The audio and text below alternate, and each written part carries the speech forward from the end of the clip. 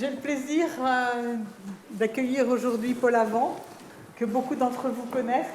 Et j'ai le grand plaisir aussi de voir qu'il y a une annonce d'un institut qui s'appelle Institut d'édition, qui a l'air d'avoir une existence, puisqu'il figure sur cette affiche. Voilà, alors je peux vous dire effectivement qu'il ouvrira ses portes, normalement, disons, dans quelques mois, à Bastille. Voilà. Nous attendons beaucoup de cet institut qui devrait vraiment donner toute une dynamique au niveau national, aussi bien dans la recherche fondamentale que dans ses aspects plus translationnels, voire même chez les patients. Alors, je reviens à Paul. Alors, Paul, d'abord, est un ami avec qui on travaille de longue date. C'est une chance de travailler avec Paul. Paul, je pense que ceux qui le connaissent l'apprécient tout autant que nous. Paul a des formations est physicien, il est normalien en physique, il a fait d'ailleurs sa thèse avec Cohen Talouji. C'est effectivement Cohen Talouji qui m'avait parlé pour la première fois de Paul Avant. C'est une des heureuses formations que j'ai eues dans les visites dans la perspective de devenir professeur au Collège de France. Alors, Paul donc, dirige l'équipe de biophysique neurosensorielle qui est affiliée à l'INSERM, à l'Université de Clermont-Ferrand. Alors, il est spécialiste de beaucoup de choses. Il est spécialiste en particulier des produits de distorsion. Il est spécialiste, il est devenu non seulement il a une expertise en audiologie humaine, mais en audiologie animale, ce qui aujourd'hui est absolument essentiel puisqu'il s'agit de faire un va-et-vient, un lien continuel entre ce que l'on observe chez l'homme, chez l'animal, et revenir ensuite de ça chez l'homme. Ça, c'est quand même la clé du succès. Donc ça, c'est bien la compétence de Paul, qui a une ouverture absolument considérable sur l'ensemble des professions liées à l'audition, en particulier avec les audioprothésistes. Il n'y a guère de week-end où je ne l'entends dire je vais donner une conférence ici, une conférence là, c'est-à-dire que qui diffuse la connaissance, eh bien Paul en est véritablement un élément tout à fait essentiel. Alors, après avoir dit tout ça, je vais vous laisser introduire ce que vous souhaitez discuter aujourd'hui, c'est-à-dire explorer objectivement la compréhension de l'organe sensoriel auditif. Merci, Paul. Merci beaucoup, c'est toujours un plaisir et un honneur aussi de venir faire le point sur les recherches en cours dans ce domaine que vous venez d'introduire.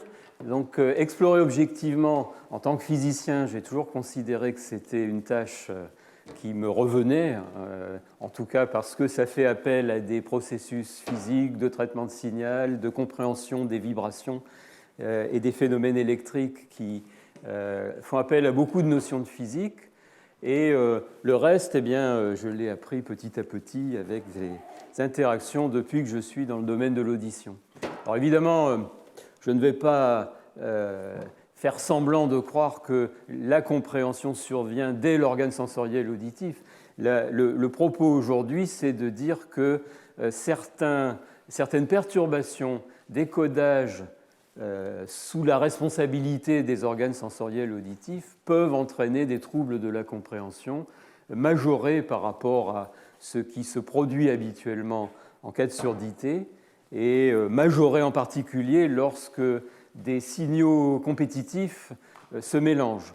Donc un certain nombre de situations ont été décrites depuis des dizaines d'années par les cliniciens qui constatent que certains patients ont des difficultés, on va dire, moyennes en situation bruyante, avec des surdités qui peuvent être considérées comme banales, et par comparaison, d'autres ont des difficultés majorées, avec parfois des pertes auditives qui, lorsqu'elles sont quantifiées de manière très simple, semblent extrêmement mineures. Alors, dans ma pratique quotidienne, j'ai effectivement deux catégories de patients. J'ai des souris, des gerbilles et des petits animaux de laboratoire qui me parlent par l'intermédiaire de mon instrumentation. Puis j'ai aussi des vrais patients qui viennent de temps en temps me voir au CHU de Clermont-Ferrand et sur lesquels je peux vérifier la réalité des plaintes et leur impact dans la vie quotidienne.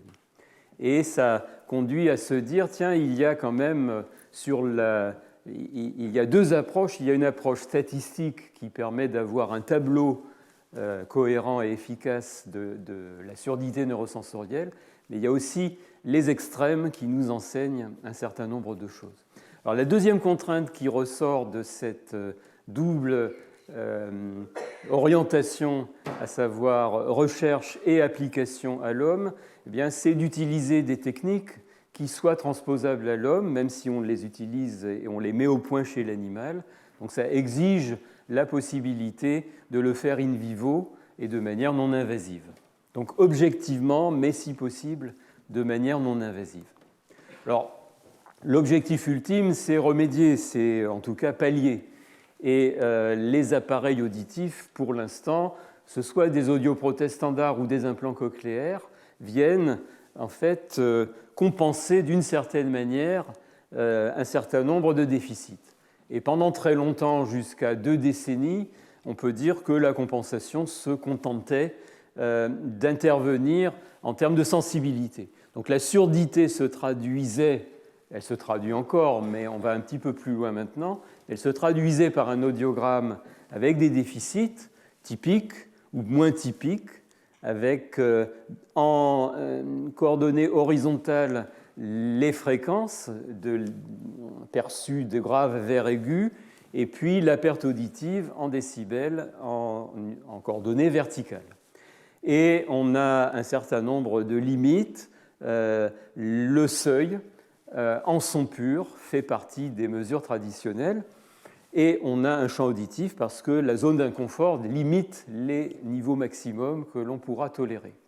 Donc, on a donc une classification essentiellement basée sur la sensibilité. Bon, depuis l'avènement des appareils auditifs numériques et des implants cochléaires, on dispose maintenant de panoplies d'outils qui permettent d'améliorer le traitement du signal, y compris en présence de sons compétiteurs complexes. Et on a l'espoir tout à fait réaliste de restaurer des fonctions auditives qui ne sont pas seulement la sensibilité, donc le seuil auditif, mais des performances supraliminaires. Donc le suivi des mélodies, l'identification des timbres, l'extraction de plusieurs sources lorsqu'elles se mélangent, avec éventuellement des différences de localisation, mais pas forcément. Et donc, tout ce que je peux qualifier d'écologique, c'est-à-dire en situation réaliste. Et là, cette description médicale n'est pas suffisante pour orienter une véritable restauration avec des paramètres extrêmement nombreux dans plusieurs dimensions qui vont devoir être réglés. Alors, les codages périphériques, eux, c'est la tâche dévolue à l'organe sensoriel auditif. Les cochlées subissent des dégradations éventuelles liées à des facteurs qui vont du génétique à l'environnemental et de l'inné à l'acquis, enfin du congénital à l'acquis. Et on comprend bien que si ces codages sont défectueux, ils vont retentir sur la compréhension. Donc même avec un système auditif central parfaitement respecté et très adroit à effectuer ces tâches, on va avoir des troubles qui peuvent être plus ou moins importants selon les indices qui seront fournis bien ou mal par les organes périphériques. Or, la périphérie fournit 2 catégories d'indices, vous les avez vus tout à l'heure.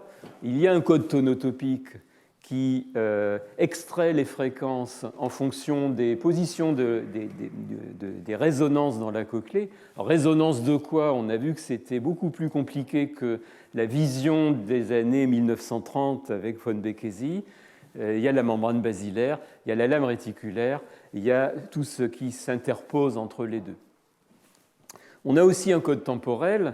Ce code temporel inclut la structure fine jusqu'à des fréquences modestes de quelques centaines de Hertz et nous donne aussi accès à des informations quant aux enveloppes des sons.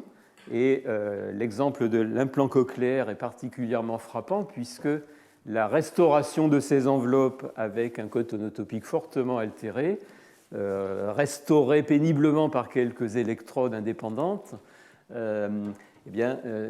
aboutit quand même à une extraordinaire capacité à la compréhension dans le silence. Alors, on peut construire des représentations très diverses. J'ai parlé de hauteur, de timbre, on peut parler de rythme, on peut parler de caractéristiques du son qui sont extrêmement variées. Et par conséquent, à partir de ces deux codages vont se greffer un certain nombre d'analyses dont je vous laisse imaginer la diversité.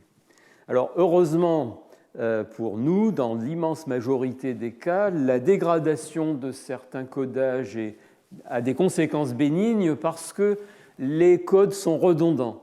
Donc la fréquence et le temps sont deux grandeurs mathématiques duales liées, en tout cas dans des systèmes linéaires, par la transformation de Fourier. Donc on peut raisonner en termes de période ou on peut raisonner en termes de fréquence. Et en général, on a bien la période égale l'inverse de la fréquence.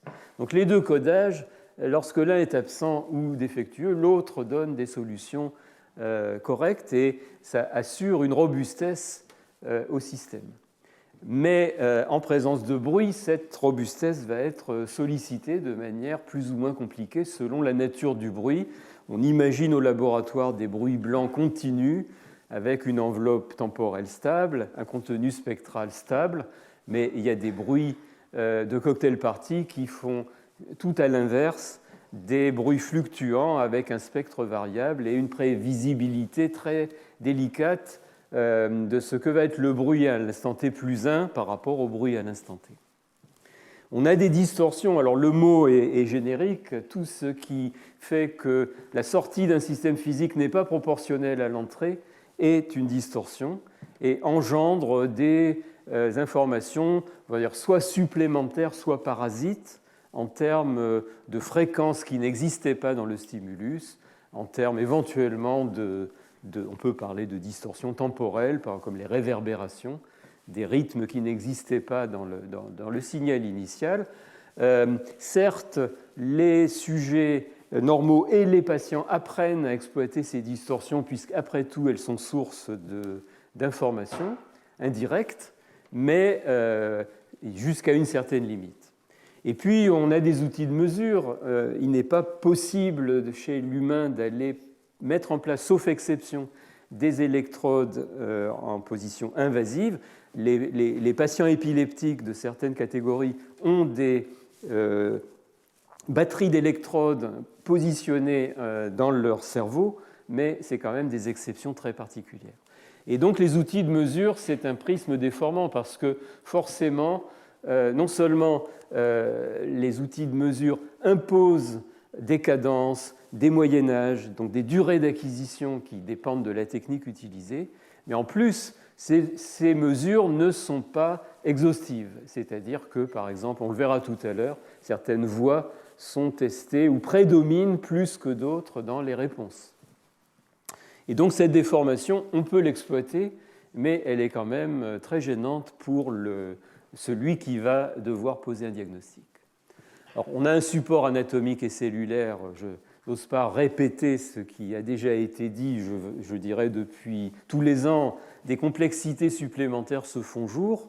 En tout cas, on a toujours au niveau anatomique cette dichotomie entre une analyse mécanique, ce que je vais appeler présynaptique, tant que le signal qui nous intéresse est vibratoire et qui repose sur des structures comme la membrane basilaire, les cellules ciliées externes, la membrane tectoriale évidemment, la lame réticulaire, les cellules de soutien, donc un compartiment sur ce schéma. Et puis, on a une structure fine temporelle qui va émerger au niveau plutôt des cellules ciliées internes et des neurones qui sont connectés. Et donc, le moindre désordre d'un des éléments qui constituent ce système va entraîner des perturbations qui n'ont aucune raison de se mouler toutes dans le même cadre.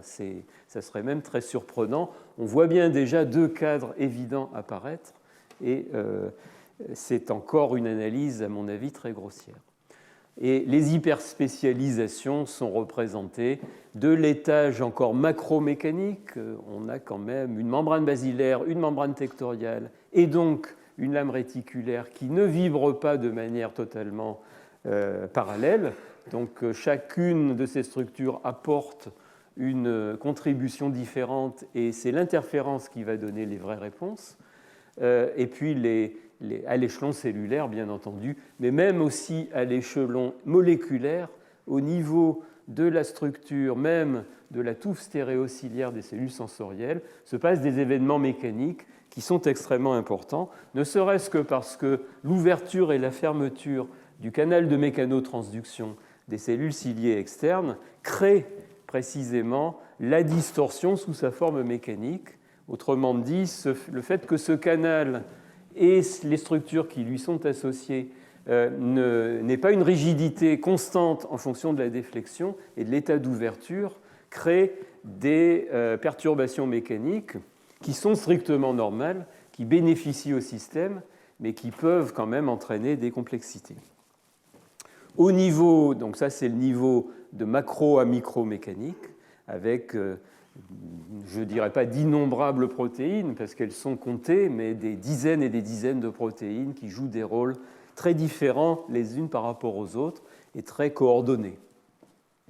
Et puis, l'aspect temporel apparaît de manière électrique au niveau même de la première cellule sensorielle rencontrée, c'est-à-dire la cellule ciliée interne, avec un dispositif moléculaire unique qui permet de respecter des cadences, de les respecter, donc de les assurer, avec une précision normale de l'ordre, on va dire en gros de l'ordre de la dizaine de microsecondes, et quasi inépuisable. Alors, tout ça retentit lorsqu'il y a anomalie d'une ou d'une autre protéine, ou des anomalies plus globales qui viennent d'agressions extérieures, à base de bruit, à base de sons intenses, à base de produits chimiques. On va avoir deux catégories de perturbations. C'est évidemment complètement schématique et même probablement un peu fictif, mais en gros, quand on part d'un spectrogramme d'un son de parole, ici le son chat, donc on a un ch suivi de la voyelle A, on a un diagramme temporo-spectral qui représente le sonogramme du son et qui, si possible, doit être restitué aux cellules sensorielles aussi fidèlement que possible pour respecter toute sa structure. On a une structure temporelle extrêmement précise qui s'échelonne ici sur une échelle de l'ordre de la seconde, avec des transitions fines qui, par exemple, permettent, à cause de l'articulation, traduisent le passage du ch au a, avec, sur le plan temporel, une sorte de synchronisme des différentes composantes fréquentielles qui vont apparaître pour le a, mais avec des subtilités qui sont des glissements fréquentiels, qui sont des dates d'apparition particulières traduisant la coarticulation de la consonne puis de la voyelle. Tous ces petits détails-là sont essentiels et tous doivent être respectés, mais en cas de surdité classique, l'analyse fréquentielle devient floue et de sorte que l'étalement des vibrations sur la membrane basilaire et tout ce qui lui est relié entraîne une analyse spectrale à la fois incomplète, parce que très souvent les fréquences aiguës ne sont plus restituées correctement, mais aussi une analyse fréquentielle telle que les filtrages sont très grossiers. Donc on arrive beaucoup moins facilement à lire le diagramme de droite que celui de gauche, alors que c'est la même voyelle. Donc le sujet sourd, porteur d'une surdité neurosensorielle classique affectant les vibrations, et qui aura ces éléments à transmettre aux centres auditifs pour analyse, va transmettre des choses très déformées, même si on reconnaît des éléments. Dans le cas d'une surdité respectant l'analyse spectrale et micromécanique, mais affectant l'analyse temporelle, Par exemple, parce que la synapse ne fonctionne pas sur un mode de cadencement régulier, on va le revoir, on va avoir un flou, mais cette fois dans le sens perpendiculaire au précédent. Et donc, alors que la lisibilité des composantes fréquentielles reste parfaite, on va avoir une incapacité à détecter la transition précise entre la consonne et la voyelle qui suit. Et vous imaginez qu'en cas de présence d'un bruit avec une certaine structure, la complexité temporelle du résultat va être telle que le sujet, même avec une analyse de son système nerveux central parfaite, va être en grande difficulté pour identifier le son. Donc ces deux grands cadres, on les comprend bien, mais le tout est ensuite de voir qu'est-ce que ces grands cadres recouvrent. Alors pour les analyser, au fond j'ai choisi une technique, c'est celle des potentiels évoqués auditifs. On dit souvent ABR en anglo-saxon parce que c'est devenu une routine, donc on dit aussi potentiel évoqué auditif du tronc cérébral, un petit peu plus long à dire, donc je dirais ABR. Et le recueil de ces potentiels se fait à partir d'électrodes de surface. Donc c'est à distance, ce sont des réponses collectives issues de neurones qui font partie des voies auditives. Et on reconstitue les sources approximatives des réponses sur un principe chronologique tout à fait basique, à savoir que les premières réponses électriques viennent de régions plus périphériques que celles qui les suivent. C'est vrai au début, c'est évidemment assez faux ensuite, parce que les influx nerveux ne font pas que monter de la périphérie vers les centres, mais il leur arrive aussi de tourner et d'activer des voies descendantes qui vont traiter l'information reçue au niveau d'un centre auditif pour renvoyer des informations vers la périphérie. Donc l'analyse purement chronologique serait naïve, en tout cas si on pense que ça n'est que de la périphérie vers les centres. Et selon une échelle, évidemment, ce n'est pas le même appareil qui fait les trois séquences, mais selon une échelle un petit peu logarithmique du temps, on voit apparaître des ondes qui sont traditionnellement numérotées de 1 à 5, puis avec des lettres, puis avec une combinaison, et qui vont traduire l'activation progressive des voies du tronc cérébral en partant de la synapse entre cellules ciliées internes et neurones du ganglion spiral, et petit à petit, on monte en allant vers les semi-précoces et les tardifs, et puis les plus que tardifs qui sont les cognitifs. On ne s'est pas beaucoup fatigué dans la nomenclature. Bon, pour ma part, travaillant essentiellement dans les exemples que je vais donner aujourd'hui chez le petit animal de laboratoire, je vais me contenter des potentiels évoqués ABR, précoces, du tronc cérébral, résistants à l'anesthésie générale, alors que les potentiels de plus en plus tardifs sont sensibles à l'état de vigilance. Et ces potentiels, voilà encore un schéma d'une simplicité illusoire qui représente les câblages au niveau du tronc cérébral auditif, le noyau cochléaire, le complexe olivaire supérieur, le lemnisque latéral, le colliculus inférieur, corps géniculé médian et le cortex temporal, avec des voies croisées, montantes, descendantes, qui ne sont pas représentées sur le schéma. Et puis il faut savoir que dès le noyau cochléaire, les populations neuronales se scindent en sous-groupes dont les réponses en fonction de l'intensité et du temps ne sont pas du tout les mêmes. Et les potentiels évoqués auditifs ABR ne recueillent en fait que l'activation d'une catégorie de neurones qui sont ceux qui répondent de manière synchrone du stimulus utilisé. Tout un sous-ensemble de neurones ne répondent pas de manière synchrone, ils répondent beaucoup plus en fonction de l'intensité du son ou de sa latéralité ou autre, je vous laisse imaginer, et ces neurones-là ne sont pas détectés par l'outil ABR. Donc leurs lésions peuvent passer totalement inaperçues avec cet outil-là.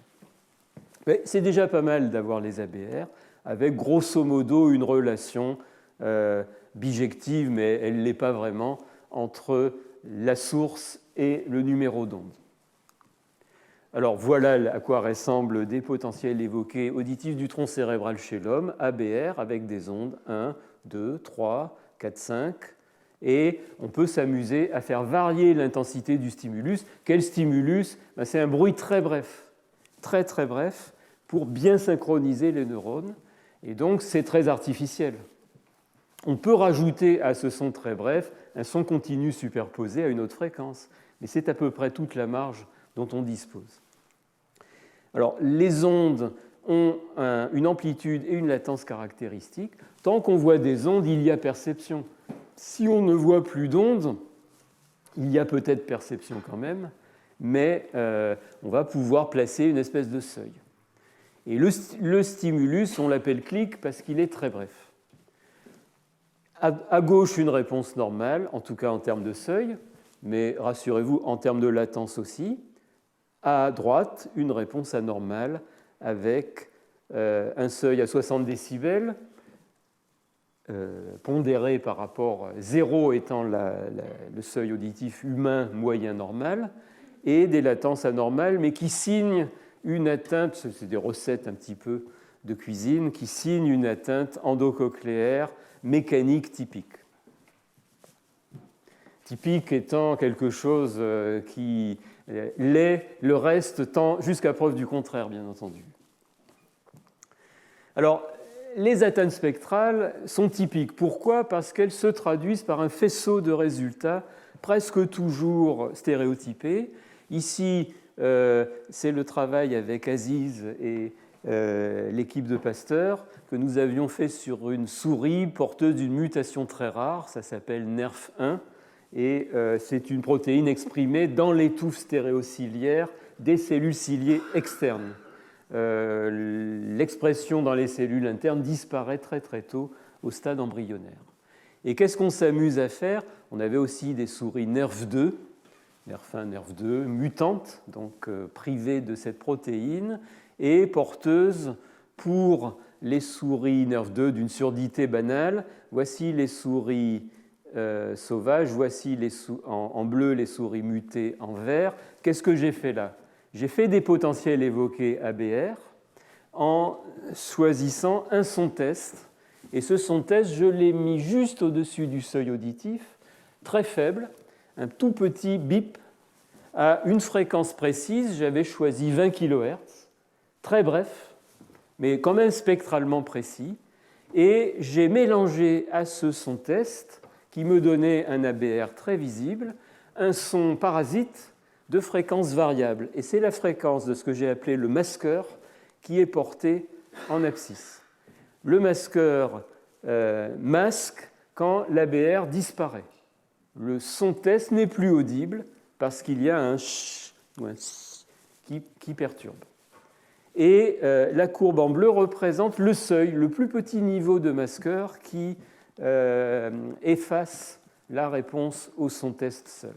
Et vous voyez de manière très simple que chez le sujet normal, le masqueur doit avoir une fréquence très proche du son test pour agir. Pourquoi? Parce que la cochlée filtre et qu'à l'endroit qui vibre pour le son test, les sons de fréquences très différentes sont tout simplement éliminés par le mécanisme de filtrage. Chez l'animal atteint, le filtrage est mauvais, il est plus large, il est élargi et par conséquent l'efficacité mécanique est moins bonne. Dans le cas des souris NERF1-, la surdité semblant très très modique, les courbes d'accords de masquage à 40, 32, 20 et 10 kHz étaient toutes en forme de V très pointu, traduisant un fonctionnement mécanique normal.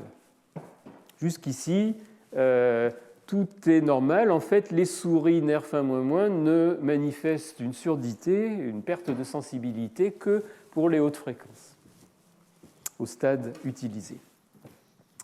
OK. Élargissement des filtres cochléaires. Là, cette mesure que je vous ai montrée, elle est presque, si j'ose dire, psychophysique. Vous pouvez la faire avec un sujet humain éveillé, tout simplement en lui demandant s'il entend ou s'il n'entend plus. Et Brian Moore de Cambridge a mis au point, avec son équipe un système automatisé, auto-administrable.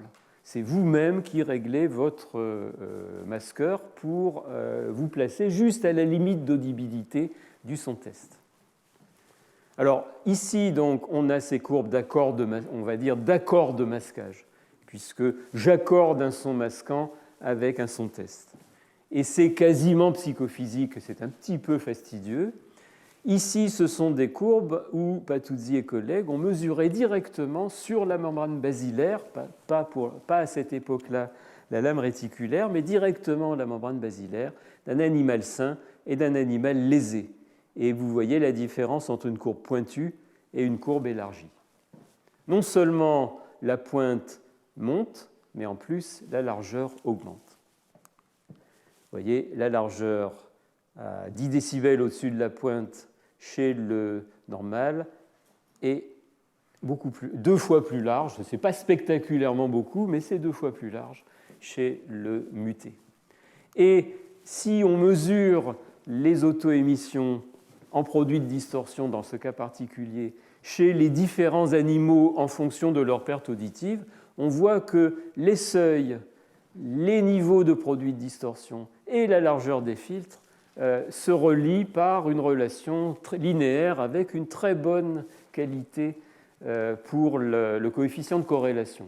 Donc, vous pouvez faire n'importe lequel de ces examens. Faites celui que vous avez sous la main et peut-être le plus rapide. Et à ce moment-là, je vous recommanderai les produits de distorsion auditive.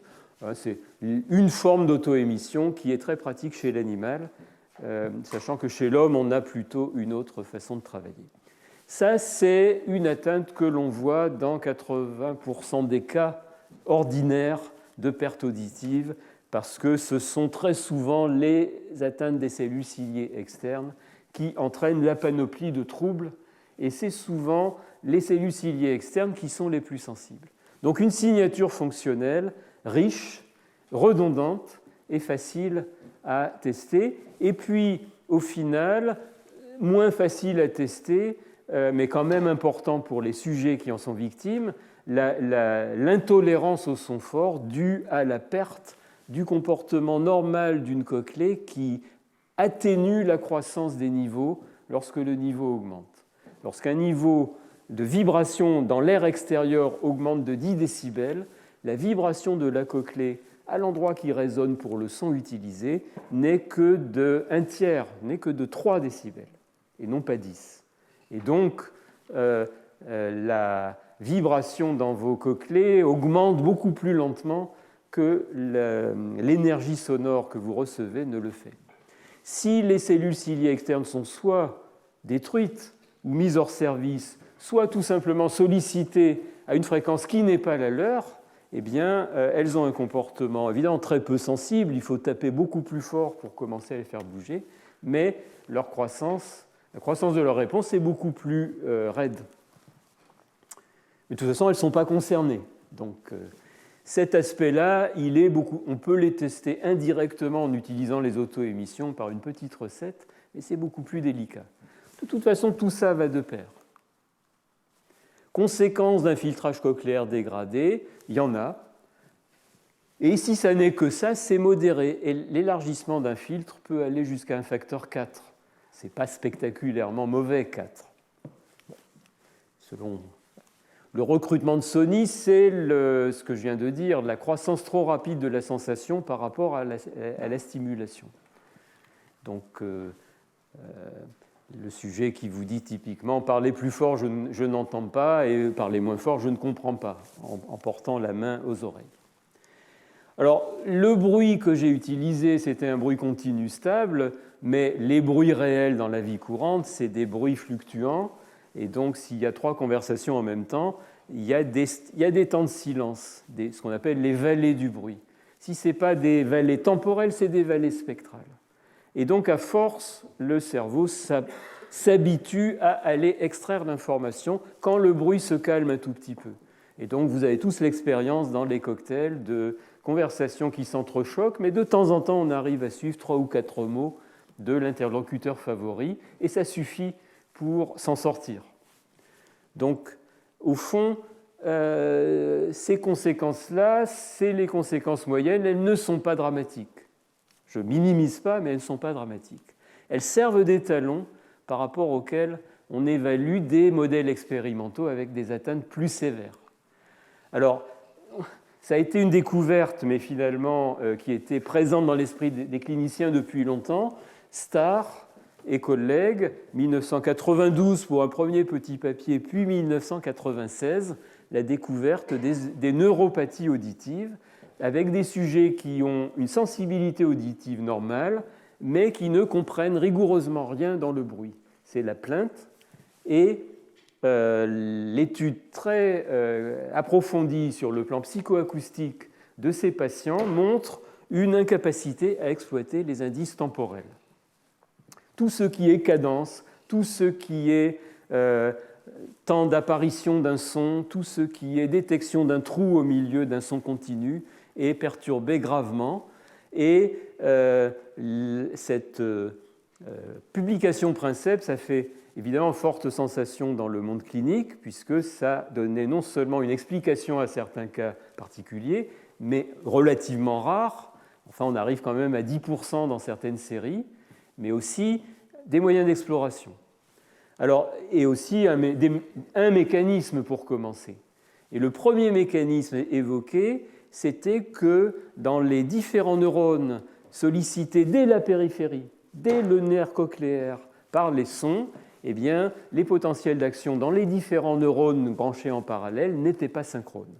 La synchronie, on a vu tout à l'heure son importance capitale pour provoquer une réaction comportementale appropriée au niveau cortical, mais là, c'est au niveau périphérique d'emblée que la synchronie est perdue, et elle est perdue pour toujours. Elle ne reviendra pas facilement. Si la perturbation est mineure, elle reviendra au niveau des relais supérieurs. C'est possible d'avoir la disparition de l'onde 1 des ABR et puis de revoir apparaître l'onde 3 dans certaines mutations, mais c'est possible, mais il faut des limitations très strictes. Donc dysynchronie immédiate, et le premier sigle à avoir été proposé, c'était ANAD, Auditory Neuropathy, Auditory Dysynchrony. Caractéristique typique, mais ça c'est trop typique peut-être, et ça a créé des malentendus, c'est mécanique normale, donc auto-émission présente, et aspect temporel déformé, donc ABR absent. Et normaux en tendance sur le plan de la sensibilité et compréhension complètement dégradée dans le bruit. Donc ça, c'est des grands cadres qu'on aime bien parce que ça permet de tout de suite éviter une erreur majeure de diagnostic. N'empêche qu'il y a d'autres cadres, et je vais y revenir tout à l'heure, la fatigabilité, à quelle échelle, et puis la perte de certains contingents de neurones, mais pas d'autres.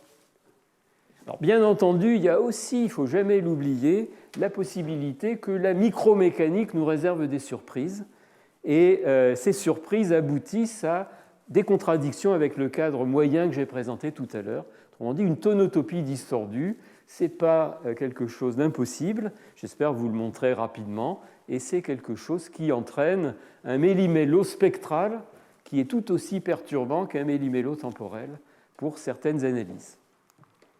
Alors comment explorer ces situations et surtout comment les distinguer? Parce que si je commence à appeler ANSD, c'est Auditory Neuropathy Spectrum Disorder, spectre des neuropathies auditives.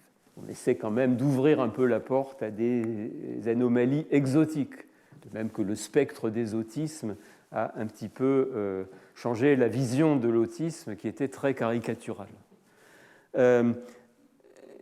OK, ANSD, c'est un spectre très large, on s'autorise tout un tas de variantes, mais ce sont des neuropathies. Une distorsion de la tonotopie, si je l'appelle neuropathie, là, j'ai quand même, je dois assumer quelque chose de ridicule. Donc, il faut distinguer ces situations. Alors, je vais commencer par le plus facile. Tonotopie distordue, si on s'en méfie, on le voit tout de suite. Ça, c'est un diagramme de Moore. Moore fait exactement ce que j'ai décrit tout à l'heure. Il trace des courbes d'accords psychoacoustiques, PTC, et c'est chez le sujet humain éveillé et bien sûr fortement collaboratif. on lui propose un son test juste audible. Alors, vous voyez que les seuils auditifs de ce sujet-là, 70 dB SPL, c'est quand même une surdité moyenne sévère, et parfois on monte à 80. L'étoile marque la position en fréquence et en niveau du son test. C'est un tout petit bip à peine audible. Et on donne à un sujet une poire avec laquelle, en appuyant, il peut faire diminuer le niveau d'un son masquant de fréquences différentes. En relâchant la poire, parce qu'il n'entend plus le son test, il est juste à la limite. Il appuie sur la poire, le niveau du masqueur diminue, il réentend le son test. Dès qu'il réentend le son test, il lâche la poire et ça part en sens inverse. Et pendant ce temps-là, le niveau du son masquant se décale lentement. Donc le sujet se fait à lui-même sa propre courbe de masquage. En voilà une qui est, on n'ose pas dire un V, c'est plutôt un U. Et ce U est centré sur l'étoile. Le son masquant le plus efficace est à la fréquence du son test. C'est là que la confusion est la plus facile et c'est là que la cochlée ne peut pas filtrer. Mais voyez que vers les basses fréquences, le son test est à 1000 Hz, la pointe est à 1000 Hz, et vers les basses fréquences, il y a très peu de contraste. Mais c'est une situation classique. Cette situation-là n'est pas classique. Le son test est maintenant à 1500 Hz et le masqueur le plus efficace est à 930 Hz. Ça n'a pas de sens, il y a un problème. L'interprétation que je vous ai donnée est forcément fausse. Le son de 930 Hz ne peut pas être le plus efficace pour masquer du 1500 Hz dans le cadre que j'ai donné. Donc le cadre que j'ai donné est faux. Pourquoi est-il faux ? Eh bien parce que, dit Moore, c'était une première étape, il y a une zone morte. Il y a une zone de la cochlée dans laquelle les cellules ciliées internes ne sont plus présentes, ne fonctionnent plus, ou alors elles sont là, mais il n'y a plus du tout de neurones qui leur sont connectés. Ça existe, ça a été vérifié dans des autopsies. Il y a des lésions qui donnent ce genre de zone. Cette zone morte est plutôt apicale. Ici, c'est la membrane basilaire en bleu. Vous avez l'enveloppe du son, par exemple, à 1500 Hz. Si le pic de vibration tombe à un endroit où il y a des cellules ciliées externes qui font ce qu'elles peuvent et pas de cellules ciliées internes, eh bien, cet endroit-là ne peut pas répondre. Si le sujet entend, ça ne peut pas être par sa zone morte, donc il entend quand même parce que à côté de la zone morte, il y a une zone vivante qui vibre moins bien, mais comme c'est la seule à vibrer, eh bien, c'est elle qui domine la réponse. On a donc un décalage entre la zone mécanique optimale pour le son test et la zone qui répond. Et donc, la pointe et le son le plus masquant ne sont pas au même endroit. Le son le plus masquant dans ce cas de zone morte, il est là. Il est à l'endroit qui répond parce que les autres endroits ne font plus leur travail. Ça, ce n'est pas un cas fréquent. Le cas le plus fréquent, c'est une zone morte basale, parce que la base est beaucoup plus fragile. Et une zone morte peut très bien être déclenchée par une exposition à un son intense. C'est tout à fait possible. Il faut le garder à l'esprit. Et la zone qui répond véritablement code pour une fréquence plus basse que la zone normale. C'est ce qui se passe ici. La zone qui répond à 1500 Hz, c'est la zone qui code en fait pour 930 Hz. Le sujet répond, il ne se rend pas compte peut-être que c'est du 1500 Hz ou que ce n'est pas du 1500 Hz. Il se passe quelque chose, mais les neurones qui répondent ne codent pas pour 1500. Et probablement, il n'y a pas de neurones qui codent pour 1500. C'est détruit. Bon, OK. Filtre, mais ça, c'est des réponses hors fréquence. Ce n'est pas une distorsion tonotopique, c'est parce que la zone qui devrait répondre est absente. Filtre cochléaire déformé, y a-t-il un décalage de la pointe ? Il y a toute une catégorie d'essais qui ont été faits chez des animaux exposés au bruit avec des enregistrements unitaires parfaitement précis, où on voit que dans certaines zones que Lieberman et Dodds ont quantifiées histologiquement il y a très longtemps, quand il y a des pertes irrégulières de cellules ciliées externes et des mauvais couplages à la membrane tectoriale, la zone testée peut, alors qu'elle devrait résonner à 4 ou 5 000 Hz, elle peut en fait être beaucoup plus sensible à 400 Hz. Elle a une résonance mécanique complètement perturbée à cause de découplage. Et l'interprétation en a été faite par des modèles mathématiques tout à fait précis. On peut avoir une réponse paradoxale décalée de plusieurs octaves, littéralement. Alors, on avait observé, je ne vais pas entrer dans les détails parce que c'est un exemple parmi d'autres, on avait observé des souris chez lesquelles, en testant des sons tests autour de 30 000 Hz, on avait un masquage prédominant autour de 10 000.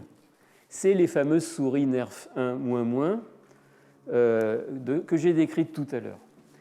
On s'est aperçu ensuite, avec l'équipe de Clermont, c'était la thèse de Marion Souchal, que des souris tout à fait banales, autant les NERF1-, sont difficiles à produire en laboratoire, autant les souris suisses albino sont en vente libre, je dirais quasiment, c'est les souris blanches.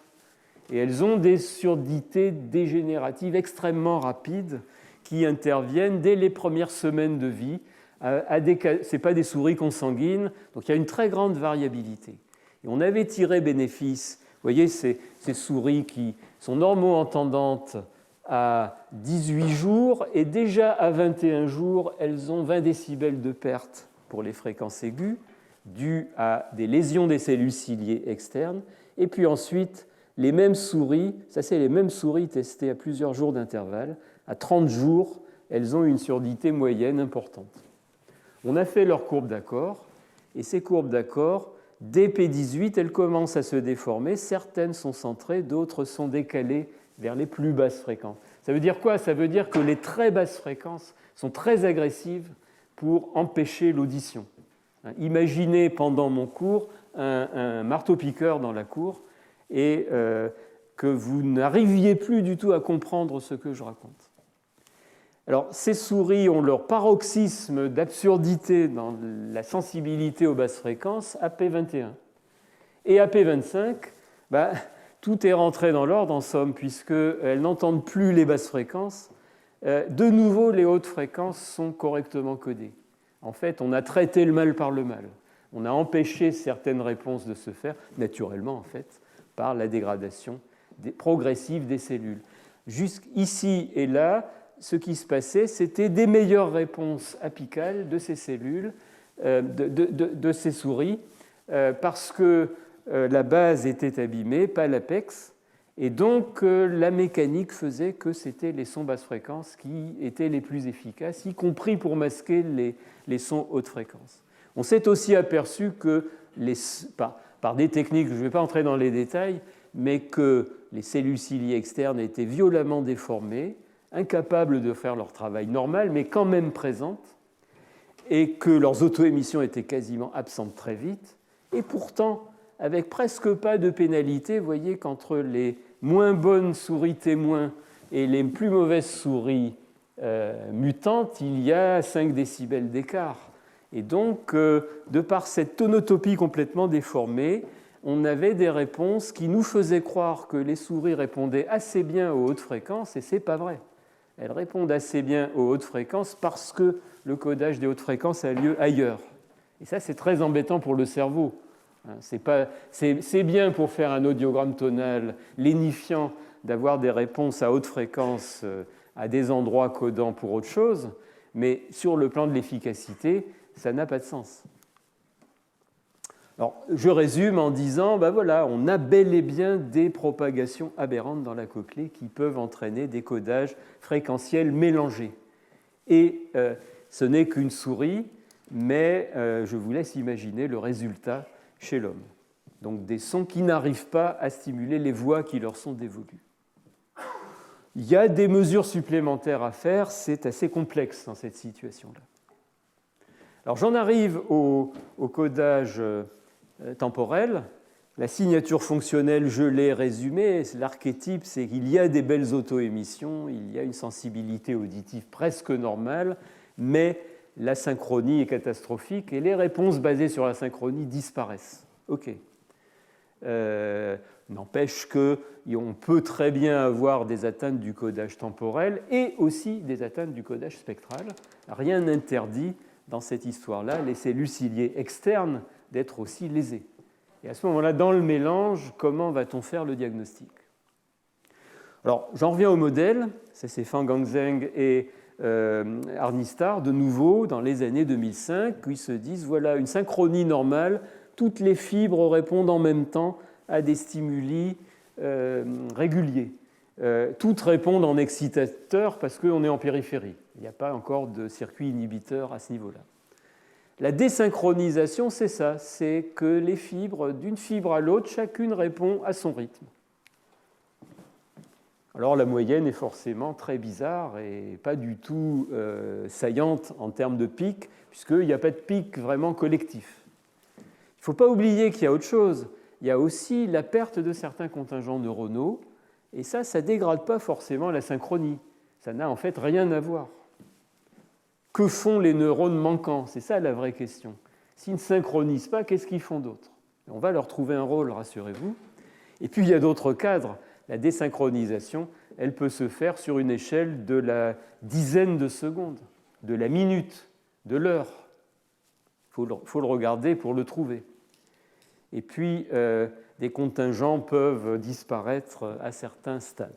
Alors, la désynchronie, ANAD, Auditory Neuropathy, Auditory Dysynchrony, ça explique très bien certaines performances psychophysiques qui sont la capacité à détecter un silence bref au milieu d'un son continu, l'incapacité à détecter une modulation, l'incapacité à détecter des sons mélangés, simultanés.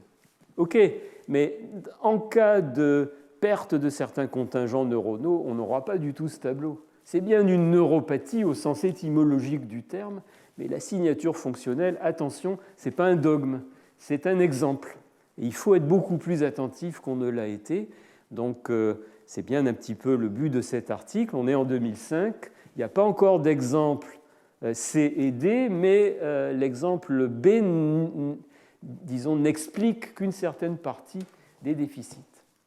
Alors, on a mis le doigt un petit peu par hasard, il faut bien le dire, sur quelque chose dont on ne savait pas au départ que c'était un trouble du métabolisme énergétique. C'est une histoire très longue qui vous a été racontée déjà avec Sédiré Delmagani, des patients porteurs du déficit DFN-B59, assez rare en Europe, moins rare dans une certaine tranche entre le Maroc et l'Iran, et assez fréquent en Chine, mais qu'est-ce qui n'est pas fréquent en Chine vu le réservoir de population?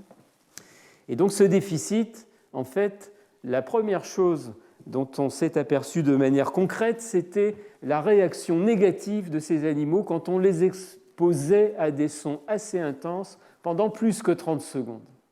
Dans l'immense majorité des tests en laboratoire, on expose les animaux quelques dizaines de secondes, pas plus, et on ne s'était pas rendu compte immédiatement du phénomène.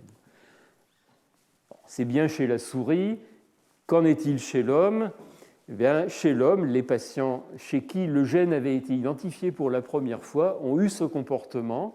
C'était assez étonnant de le voir presque en direct. Stimulation, c'est des patients qui, initialement, nous avaient été livrés avec un dossier très incomplet qu'on avait complété petit à petit grâce à la famille de Sédiré, qui s'était beaucoup impliquée sur place.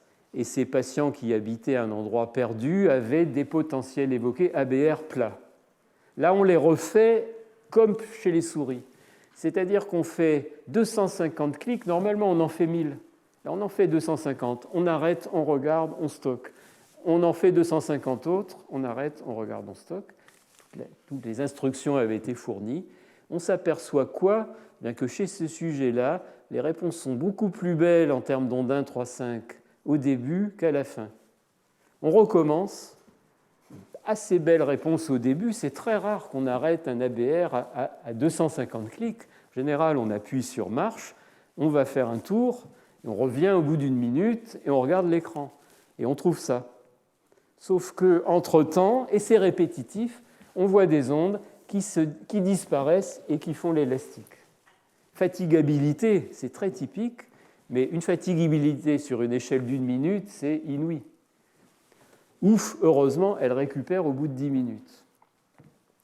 Et on sait maintenant pourquoi. C'est une sensibilité extraordinairement exacerbée au stress oxydatif, notamment oxydatif, qui met en branle immédiatement les peroxysomes dans les cellules exposées, et les peroxysomes ne peuvent pas être activés dans ces mutants-là. Mutation qui s'exprime quand on fait fonctionner le système. Chez les sujets chinois porteurs de cette mutation qui ont reçu un implant cochléaire, l'implant cochléaire ne marche pas. Pourquoi ? Parce qu'on a court-circuité une cochlée qui était déjà détruite et on ne savait pas, on ne pouvait pas savoir, mais les voies nerveuses sont vulnérables. Vous les stimulez 1 minute, et 10 minutes de repos leur permettent de récupérer. Vous les stimulez 1 journée avec un implant cochléaire, elles sont grillées. On ne le savait pas, il n'y avait pas le choix. Que faudra-t-il faire ? Bien, aider les peroxysomes à fonctionner. Il y a des pistes pharmacologiques évidentes, bien entendu. Mais c'est une contre-indication tout à fait étrange par fatigabilité sur une échelle de l'ordre de la minute. On l'a refait avec l'ataxie de Friedreich. En fait, on l'a fait au même moment. L'ataxie de Friedreich est une atteinte non pas peroxysomale, mais c'est le prototype d'atteinte mitochondriale avec une protéine manquante qui est la frataxine et qui, en l'absence de laquelle les mitochondries se dégradent. Qu'est-ce qui se passe ? Pas beaucoup d'impact sur la sensibilité auditive, un score très dégradé en audiométrie vocale, pratiqué régulièrement. Quand on regarde les potentiels évoqués auditifs, les ABR, voilà un normal chez un sujet témoin, où on fait la même chose, 250, 500, 750 000, et des sujets Friedreich, on voit littéralement à vue d'œil, au bout de quelques minutes, cette fois, pas quelques dizaines de secondes, mais quelques minutes, les ondes s'en aller. Voilà ce que font les ondes lorsqu'on moyenne et qu'on prolonge les stimulations. Donc, quelque chose d'assez similaire, avec également l'implication de l'énergétique. Pourquoi l'énergétique ? Parce qu'elle est extrêmement... Les cellules ciliées et les neurones auditifs sont extrêmement gourmands en énergie. Alors, pour caractériser les ABR distordus, on ne peut pas les caractériser par leur répétitivité. Et là, d'emblée, on a eu un vrai problème avec des reviewers qui nous disaient « Mais non, mais vos ondes, elles ne sont pas répétables, ce n'est pas des ABR. Regardez la définition. » Alors, on s'est dit « Non, mais la définition, on peut la faire évoluer. Elle peut être spectrale. C'est la présence uniquement juste après le stimulus d'ondes régulières, mais pas forcément fixes. Et sur le plan spectral, on voit très bien l'espacement privilégié entre ondes chez le normal, chez le Friedreich au début et le même à la fin. Et on a bien une disparition de cette périodicité, sauf qu'elle est bizarre, puisque la distance entre pics varie. Et puis, redéfinition aussi de la notion de répétabilité. La répétabilité n'est pas bonne à court terme, mais avec un temps de repos, la répétabilité réapparaît. Au bout de 10 minutes, les patients Friedreich retrouvent des réponses ABR normales. Et on a vérifié chez certains d'entre eux sur un intervalle de temps de l'ordre de plusieurs années. Donc on ne fait pas de dégâts en faisant ce type d'examen, mais il faut être très vigilant sur le déroulement temporel de celui-ci.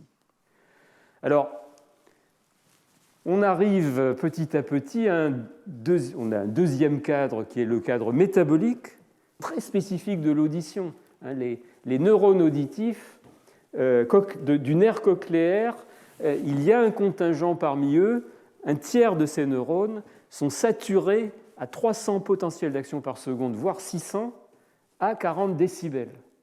Certains de vos neurones auditifs, lorsque je me tais, sont saturés. Ils sont occupés par les sons de très très faible niveau. C'est un travail monstrueusement gourmand en énergie quand on pense que certains neurones corticaux ont un taux de décharge moyen de 1 par seconde. Là, on est à 600 par seconde tout le temps, jour et nuit, depuis notre naissance jusqu'à notre mort.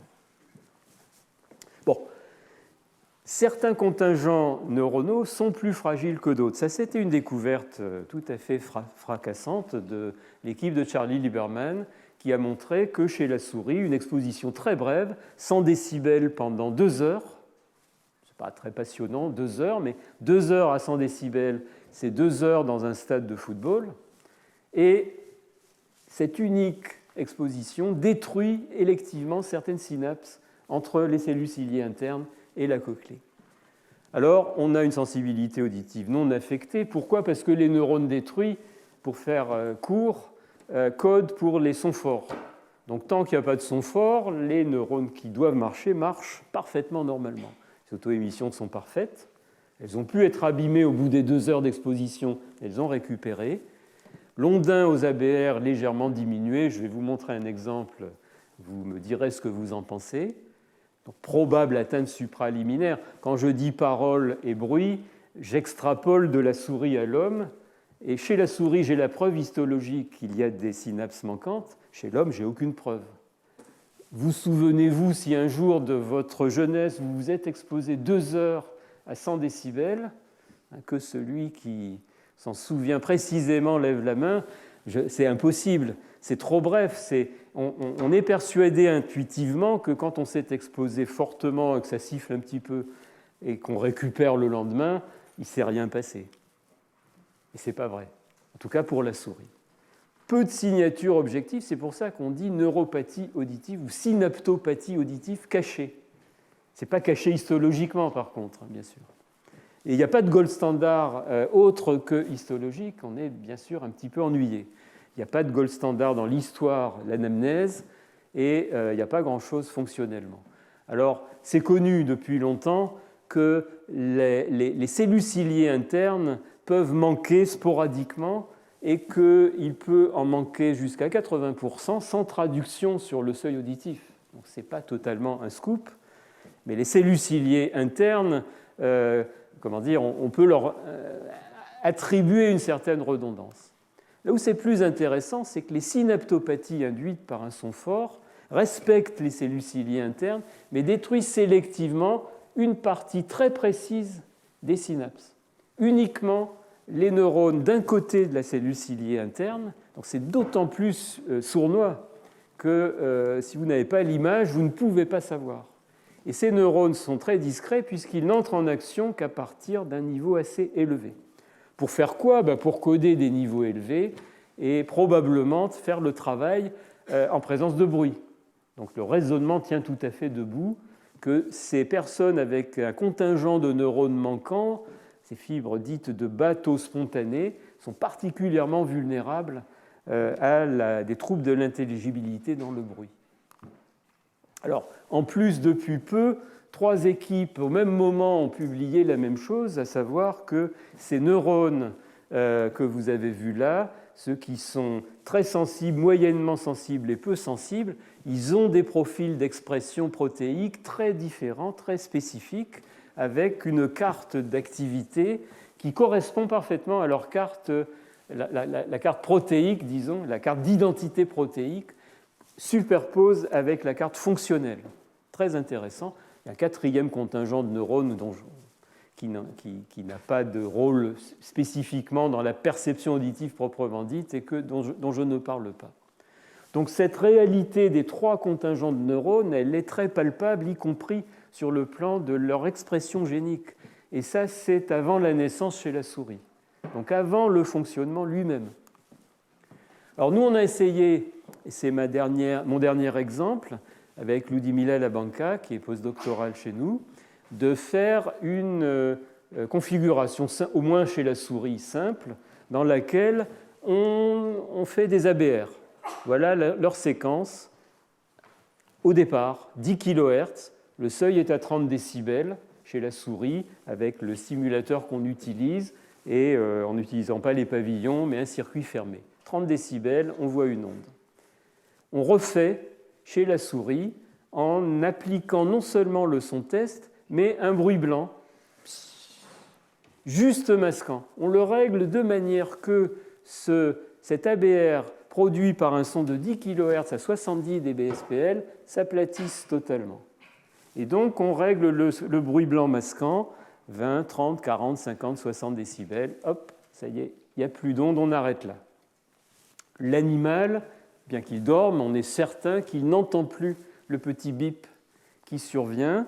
Autrement dit, tous ces neurones codant pour des niveaux inférieurs ou égaux à 60 décibels sont occupés par le bruit, saturés. Il n'y a plus de place pour le moindre potentiel d'action supplémentaire. Qu'est-ce qu'on fait? On se dit, je ne touche plus au bruit, c'est parfait, j'augmente un petit peu le son test. Bip, bip, bip, bip. Il réémerge, bien sûr. Il est plus fort, il réémerge. On le voit réémerger parce que le complexe 1, 2, 3, 4 réapparaît. On a 10 décibels plus fort, on a un nouvel ABR qui émerge, on a effectivement démasqué le son test en le mettant plus fort. Qu'est-ce qui code pour lui? Ce qui code pour lui, ça ne peut pas être les fibres qui étaient masquées tout à l'heure, elles sont saturées. Il y a toujours le bruit, c'est toujours saturé. Seules peuvent répondre des fibres dont le seuil est plus élevé que les fibres sollicitées jusqu'ici. Donc automatiquement, des fibres de haut seuil. Donc on est en train de détecter les ABR en réponse spécifiquement aux fibres de haut seuil. Qu'est-ce qu'il prouve? Eh bien, on expose la souris, la même, au protocole de Lieberman et Kujawa, 100 décibels, 2 heures, en large bande. On leur fait, je n'ai pas retrouvé la diapositive, mais on leur fait l'analyse, le comptage des rubans, et effectivement, 10 jours après l'exposition, la même souris, regardez, elle a un ABR tout à fait sympathique avec un seuil à 30. Elle n'a pas de perte auditive en sensibilité. Il y a pourtant des rubans manquants. Les ABR standards, voilà l'ABR avant, voilà l'ABR après. Voilà l'ondin mesuré entre le pic et le creux suivant avant, voilà l'ondin après. 0% de différence, c'est identique.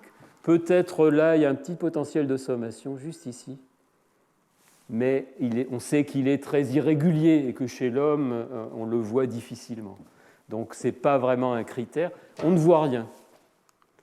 Alors on refait la manip bruit, on refait 70 décibels, 10 kHz seul, on rajoute le même bruit que 10 jours auparavant qui efface juste l'ABR.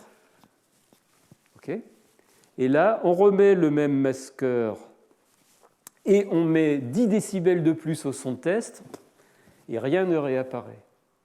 On met 20 décibels de plus au son test, une toute petite bosse réapparaît. On met 30 décibels de plus au son test, ça ne grandit pas.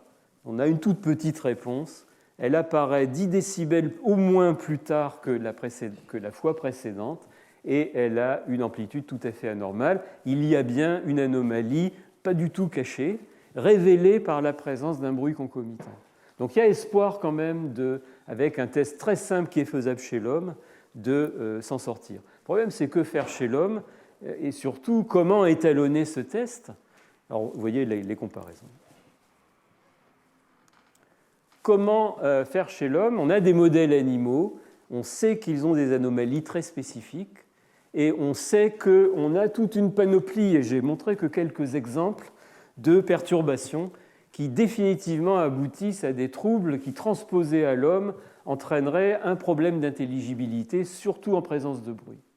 Ce n'est pas les cas classiques, ce n'est pas fréquent, les anomalies sont très spécifiques, mais elles existent et elles affectent beaucoup d'étages. Ça peut être spectral, ça peut être temporel, ça peut être rapide, ça peut être lent, il y a beaucoup de variantes. Le profil fonctionnel spécifique, on l'a trouvé presque à chaque fois, grâce à la pureté du phénomène.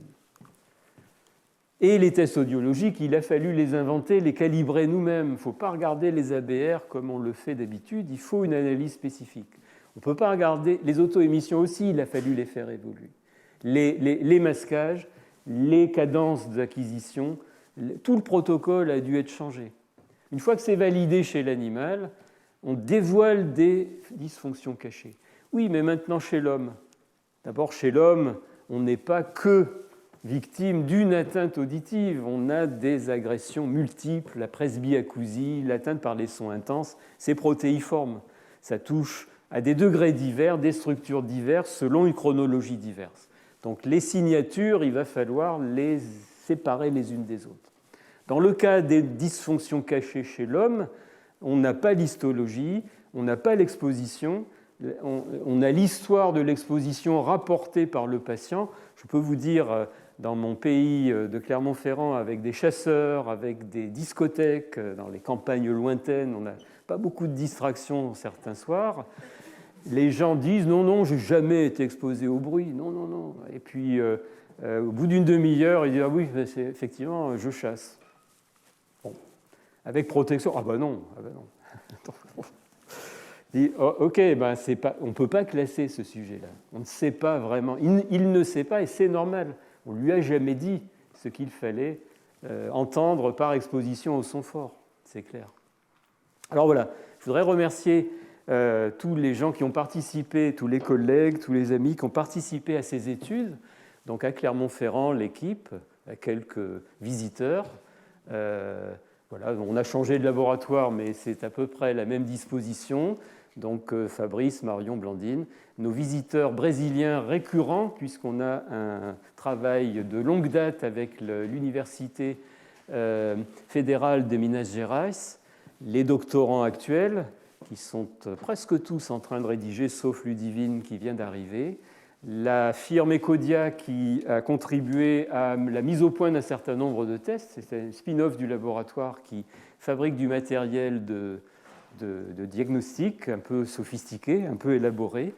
Et puis, la complicité de longue date, ça fait maintenant, on n'ose plus dire combien, on est largement à la fin de la deuxième décennie de collaboration. Je n'ai pas pu citer, je n'avais pas de place sur l'écran pour citer tous les collaborateurs. Je crois que tout le monde à l'Institut Pasteur est venu au moins une fois à Clermont, parfois 5 fois, parfois 45 fois, comme c'est dirait, avec des dizaines, des centaines ou des milliers de souris.